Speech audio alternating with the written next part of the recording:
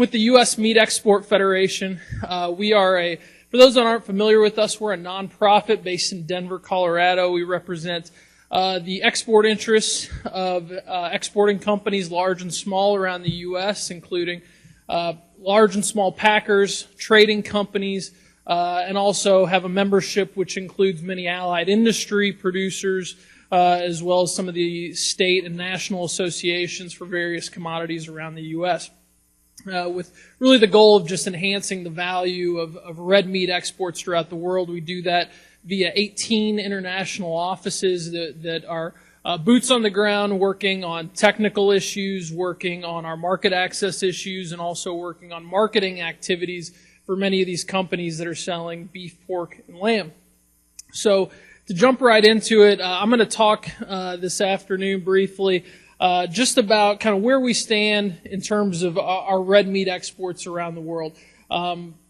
Obviously, when it comes to red meat production, domestic market comes first. We export a fraction of our beef and pork production to the foreign markets.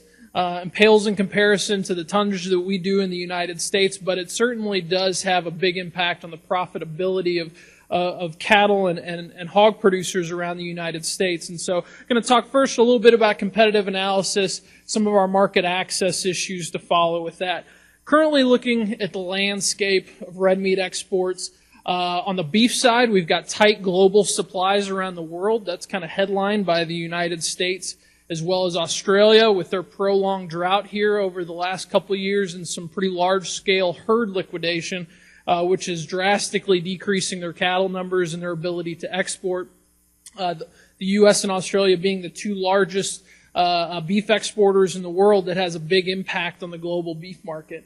And as a function of that, U.S. beef prices are high. They've been record high over the last couple of years, but we've continued to see records in export values, records in export tonnage of beef around the world, and that's really been propped up by an overall global economic expansion and global economic growth. We're getting beef and pork into developing markets like we haven't seen before, and we're seeing the developed markets purchasing more because they like the quality of U.S. beef, and so beef and pork. And so that global economic growth has kind of propped up that ability. Relative to hogs, I've got that colored in yellow there because we have going to have some record hog supplies and pork supplies in 2015. Now, looking at that from a producer standpoint, we're already seeing the effect that has on prices, and those are decreasing for live hogs. At the same time, since we have a wall of pork coming at us and we are seeing relative hog carcass prices decreasing, and I'll show you some charts on that in a moment. It is making us more competitive with our counterparts in the EU and our international markets. And so we don't necessarily, from a producer standpoint, want to see our prices go down in order to sell more pork, but that is an effect that's having is last year, pork prices were fairly high. We lost out in some competition to the EU, and we're kind of leveling the playing field coming into 2015. The big key to our ability to export is market access. We see countries like China, we see countries like Russia, two of the biggest consuming markets in the world, that either have restricted or completely blocked our access for beef and pork. For Russia, we have no access for beef and pork at the current time. For China, we have limited pork access because of some growth promoting restrictions they've put on our pork exports, and we have no access for beef. So missing out on two of the biggest exporting markets in the world also has an effect. And currently, just from an economic standpoint, the U.S. dollar is as strong as it's ever been. When we have a strong U.S. dollar, that makes our exports less appealing, and so is kind of having a negative impact on our current ability to export. Running through the numbers very quickly, I've got some outstanding charts that our in-house staff economists put together for me, but I'll try and get through these quickly. In 2014, we set records for our overall value of beef exports at a little over $7 billion. That's up 16% from the previous year. We exported about 1.2 million metric tons of beef overseas. That's up 2% from the previous year. In total, we export about 14% of the volume of our beef production to overseas markets. And that accounts for adding about $300 per every head slaughtered in the United States. We get that value from looking at what the value of a product is going to go overseas versus how we can utilize that in the domestic market. So a good example of that is we sell a beef liver in Egypt for about $1.25, $1.30 a pound. We keep that in the domestic market. More often than not, that's going to go into rendering or pet food production at about 25 cents to 30 cents a pound. So adding a dollar per head or $1 per pound just based off of liver value, I could go through a whole list of cuts and really show you the impact of that. But the $300 a head is up about $55 a head over the previous year. So you can really see where we're generating a lot of value in the export markets. Top export markets for beef on a value basis is Japan, number one, and then Hong Kong, Mexico, Canada, and Korea rounding out the top 5. Relative to pork exports in 2014, again, record value numbers there at nearly $6.7 billion in pork exports, accounting for nearly 2.2 million metric tons, both up over the previous year. Pork, we do export quite a bit more of our production at a little over 26%, and that adds about $62 per head to every hog slaughtered in the United States. And you can see that the top markets for our pork exports are the same 5, just in a little bit different order there on a value basis.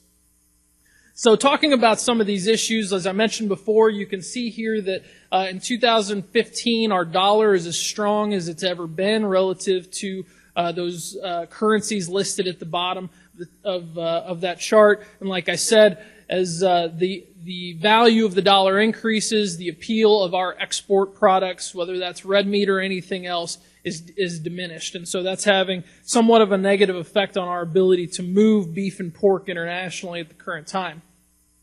Specifically to beef, you can see that world production of beef is down fairly substantially from 2014, or what it's predicted to be in 2015 versus 2014. The two headlines on that chart are obviously the U.S. and Australia, and I'll go into Australia's issue on the next slide. We do see beef production increases in Brazil, the EU, India is becoming a big player in the export markets, but those increases in their beef production really haven't been enough to prop up the overall global beef supplies. And so as a function of that, we're seeing increased prices for beef exports from around the world.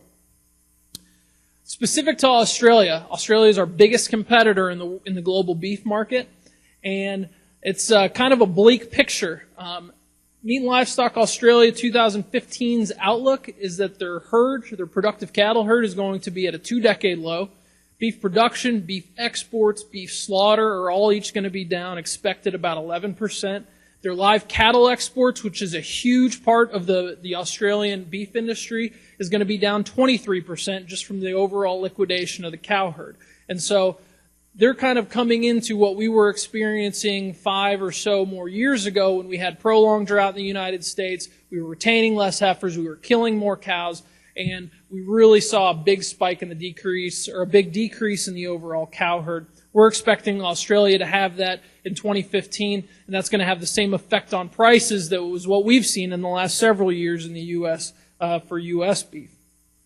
And really, I think this chart paints a pretty interesting picture here. That top blue line on the very end, that's the price of U.S. beef carcasses on a dollars per kilo basis versus our major competitors. You get all the way down there in the bottom, you can see Australia, Paraguay, Uruguay, Brazil.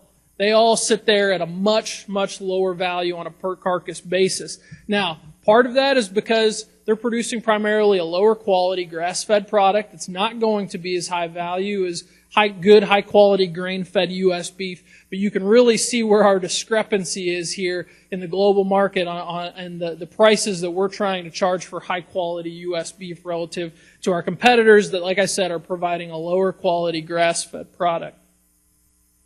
But demand is still good. The global economic expansion I talked about, you can see from 2009 to 2014, the world essentially has doubled the value of beef exports globally over that time. You see countries like China, they've now they've surpassed the U.S. in being the largest importer of beef worldwide. That makes a big impact on the amount of beef that's being purchased in the global market when China starts making moves in that sense. And so over the last few years, with an increase in the global economy, we see a larger taste for beef around the globe. Transitioning to pork a little bit, we can see that the China, the EU, and the U.S. make up a little over 80% of the world's overall pork production. So really, when you talk about it from a competitor basis, it's the United States and the EU. China is really consuming the broad majority of all of the pork that they are producing, even though they are the largest pork producer in the entire world.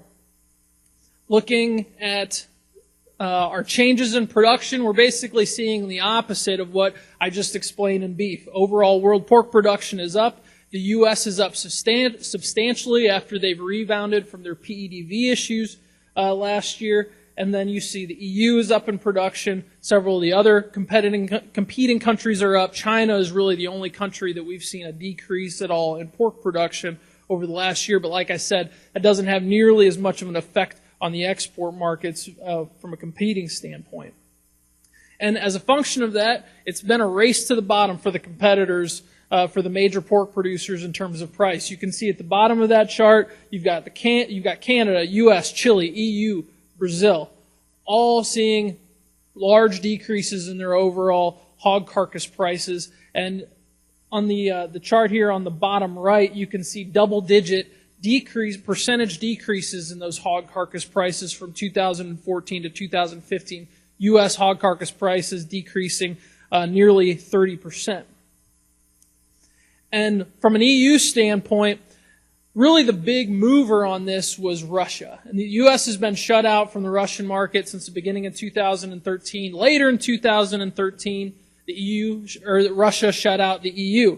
And so they had about 450,000 metric tons of pork that they had to find someplace to go with.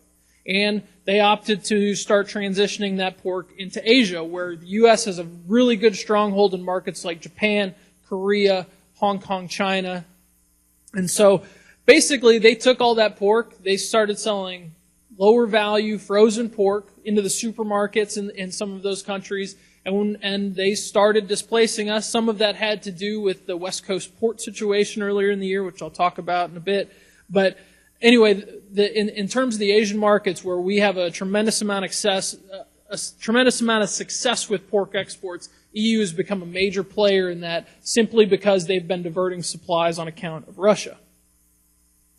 So switching just a little bit from the economics of it, free trade agreements from a policy standpoint are really crucial in the effect that they have on exports. The North American and the Central American free trade agreements were the most meaningful signed in the last couple decades, and they've had big impacts on our exports to our friends to the north and to the south. But currently, the U.S. government is engaged in the Trans-Pacific Partnership Free Trade Agreement negotiations, which includes 12 countries, namely the U.S. and Japan, as well as the Transatlantic Trade and Investment Partnership, or the TTIP, which is a negotiation between the U.S. and the EU. And why are these so important? It all really boils down to preferential tariff rates and duties. For example, Korea and the U.S. signed a free trade agreement, I believe, in 2012, in which, for relative directly to beef and pork, we see decreases annually on our tariff rate for fresh and frozen beef and pork. And that's put us at a competitive advantage, specifically versus Australia. Well, last year, Australia went and signed the Japan-Australia Economic Partnership Agreement, or EPA, which has put them in a similar situation, and now we're at a disadvantage on our exports to Japan versus our biggest competitor, Australia. So that really adds to the urgency of this Trans-Pacific Partnership Agreement coming to a close, because we could really use those improvements in the tariff rate schedule moving forward for our competitiveness in our biggest and most important market for beef and pork. So finally, I want to talk about a handful of market access issues, and they are varied, they are wide. We can maybe kind of boil them down into several different baskets, if you will, but you can see that just from a general sense, our market access issues span the globe and span the spectrum of things that a country can can use to control our ability to export to foreign markets. Animal health concerns is probably one of the biggest, especially when you look at our beef exports. We're still feeling the effects from 2003 BSE case. We still have countries which remain completely closed to U.S. beef exports or restrict our product scope that of beef that we can send to those markets. Relative to pork, diseases like PRRS, issues like trichina, there are countries that restrict our pork exports on account of that. And then if you look at a more global standpoint, countries will close markets because of foot and mouth disease presence, African swine fever presence, and as any of our friends in the poultry business in this room are seeing, the high-path avian influenza is having a huge effect on our international markets at the current time. The U.S. does have an extremely robust animal disease control system. We're very highly regarded by the World Organization for Animal Health, or the OIE. U.S. does have negligible BSE risk, which should put us in a position where we shouldn't have these market access restrictions. But some countries still have that concern, and they remain in place today. And it really brings to question the importance of traceability. Now, just looking at this from a pure competition standpoint, and I'm going to point out China in particular with our current negotiations trying to get beef access into that country. One of the biggest sticking point right now in the China beef negotiations is that they want full traceability from a slaughter plant back to the birth farm. And Brazil, Canada, Australia, Mexico's in the process. They have all agreed to this for the Chinese so they can get into that market. And the U.S. doesn't currently have a national traceability system which is to the liking of the Chinese, whether it be voluntary or whether it be mandatory. So that's just something that looms over us. I'm not advocating for it one way or the other, but it's an issue that sits out there. And in the case that we were to ever get an FMD case, an African swine fever case, then traceability could be something that's key to regain that market access. But luckily we have the disease controls in place in the United States that I think we're in a good position in the here and now. So just a quick example of that. These are the markets that continue to be closed to U.S. beef after the 2003 BSE case. Most notably, China, the largest importing country in the world, and the U.S. does not have access to that market.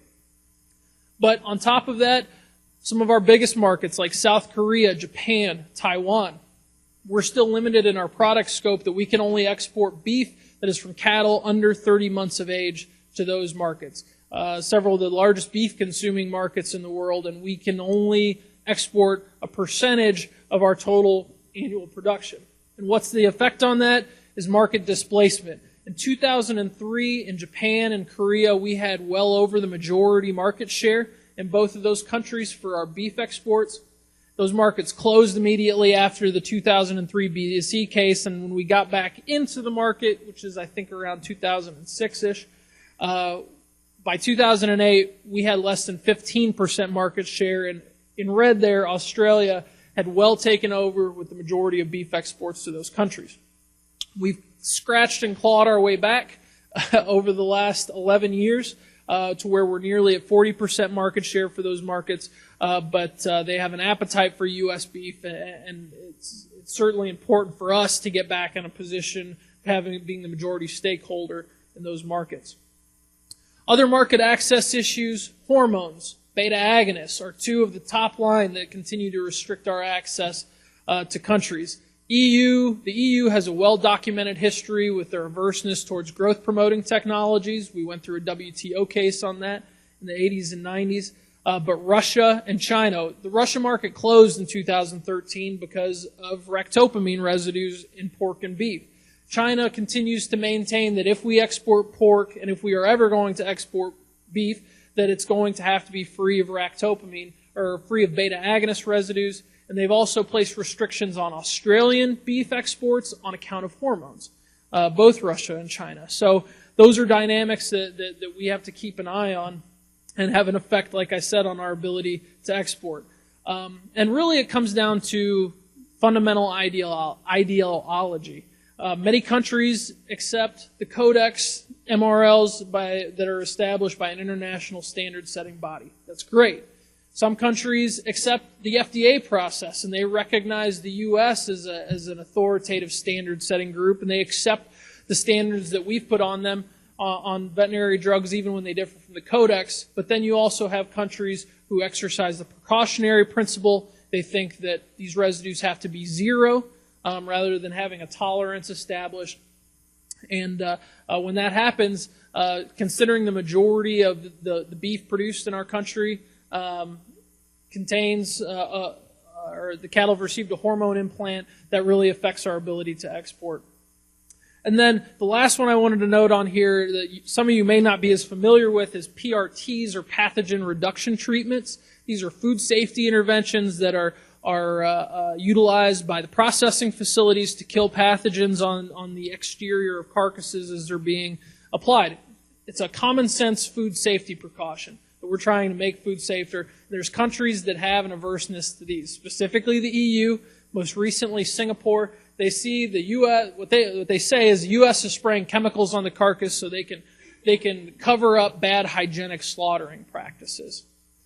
And so as a function of that, we can't utilize these important food safety measures to provide a safe product to these countries. And in Japan, it's a regulatory issue where they just classify them differently than the USDA and FDA. So again, just another market access hurdle. I'm not going to spend a lot of time on this because it's an issue that's kind of somewhat come and passed. Earlier, I guess late in 2014, early in 2015, the Longshoremen's Union on the West Coast was on strike, and we had a big issue on our West Coast ports. Containers were piling up. They were sitting in the port for 1, 2, 3 months at a time, and exporters were having to take fresh product and freeze it. They were having to pull it out of export markets and divert it back into the domestic market. But the biggest issue that caused for us is that we couldn't supply consistent beef and pork to our Asian countries, our biggest buyers of U.S. beef and pork. And as a function of that, there's a lot of retailers who started removing U.S. beef and pork from the retail shelf or taking up that space with Australian or Brazilian product, whatever it may be. And so it's, again, a matter of market displacement. And so we're starting to see whether we're going to be able to get back that share that we lost over those few months where we couldn't provide a consistent supply. And ultimately, I've mentioned a lot of countries here, but we have stiff competition. If you look at all these advertisements up here from Australia, from Uruguay, from Canada, from Brazil, they know that we can't compete. They can't compete with us in terms of quality. We have a grain-fed product. It's superior in taste, tenderness, all of those attributes to what they're providing. But you can see kind of a consistency on their marketing activities overseas. Traceability from nature. They play up the grass-fed as being more natural than what we have. And so this is kind of some of the headwinds we face with our competition. So just to wrap up, overall in the year of the sheep, the Lunar New Year in China is the year of the sheep or the year of the ram. So 2015 in the year of the sheep for beef, we're going to expect that the limited global supplies are going to help maintain those historically high prices, both for the U.S. and for many of our competitors. But for the U.S., product is going to continue to flow to those who are willing and able to pay for it because we have a differentiated, extremely high-quality product that has a tremendous amount of appeal in the global market. And China is going to remain a huge variable that if we were to get access to that market could really change the way we are marketing our product and the markets that we're sending it to. For pork, again, record hog production is going to drive down domestic prices, but it's going to improve our competitiveness with the EU in the global market. And until the EU resolves something with Russia, they're going to continue to divert that pork into markets that the U.S. has a major presence in. And so we can expect strong competition from the EU in the coming year. And our non-access to Russia and our limited opportunity in China is only going to exacerbate us having to find markets for this, like I said, the big wall of pork that's coming at us in 2015. The West Coast ports, we'll see how that plays out. Country of origin labeling, we could probably go into a whole nother presentation on that. But if the cool rule is upheld, we can expect retaliation from the Canadians and from the Mexicans. And what effect is that going to have on two of our biggest markets for U.S. beef and pork if that's upheld? But ultimately, the U.S. is the leader in grain-fed beef production. We're actually the low-cost producer of grain-fed production. And those unique aspects of beef and pork are going to continue to prop up our export success.